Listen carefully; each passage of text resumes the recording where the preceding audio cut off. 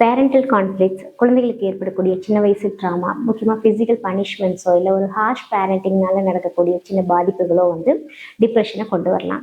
இது எல்லாத்தையுமே அவங்க எத்தனை நாட்கள் அனுபவிச்சாங்க, எத்தனை முறை அனுபவிச்சாங்க, அதுக்கு தகுந்த மாதிரி அவங்களுக்கு அந்த வலிகள் அதிகமாகும் போது அது டிப்ரெஷனா மாறும். ரொம்பவுமே அதிக பாதிப்புகள் வரும்போது அவங்களால ஹேண்டில் பண்ண முடியாது. தனிமைப்படுத்திக்கிறதோ, இல்ல ஒரு இடத்துல முடிவெடுக்க முடியாம போறதோ, எந்த இடத்துலயுமே வந்து அவங்களுக்கான ஒரு பசி உணர்வோ அவங்களுக்கே தெரிய ஆரம்பிக்கும். நம்ம நார்மலா இல்ல அப்படிங்கிறது. அந்த நேரத்துல அவங்க போய் செக் பண்ணும்போது தான் அவங்களுக்கு சொல்லுவாங்க, இது ஒரு பைபோலார் டிசார்டர் அப்படின்னு சொல்லிட்டு. பைபோலார் டிசார்டரை பொறுத்த வரைக்கும் மெடிகேஷன்றதை தாண்டி சைக்கோதெரப்பில, அதாவது உளவியல் சிகிச்சை முறைப்படி நம்ம உங்க பிரச்சனைகளை எல்லாம் கேட்டு தெரிஞ்சு அதனால வரக்கூடிய பாதிப்புகளை நம்ம கொஞ்சம் கொஞ்சமா அனலைஸ் பண்ணோம் அப்படின்னா உளவியல் சிகிச்சை முறைப்படியே வந்து இதுக்கு முழுமையான தீர்வு இருக்கு.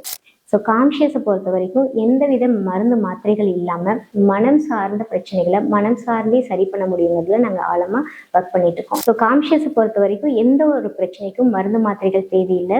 அதுக்கான சைக்கோதெரப்பி டெக்னிக்ஸ் மூலமாகவே சரி பண்ண முடியுங்கிறத நம்ம தெரிஞ்சுக்கலாம்.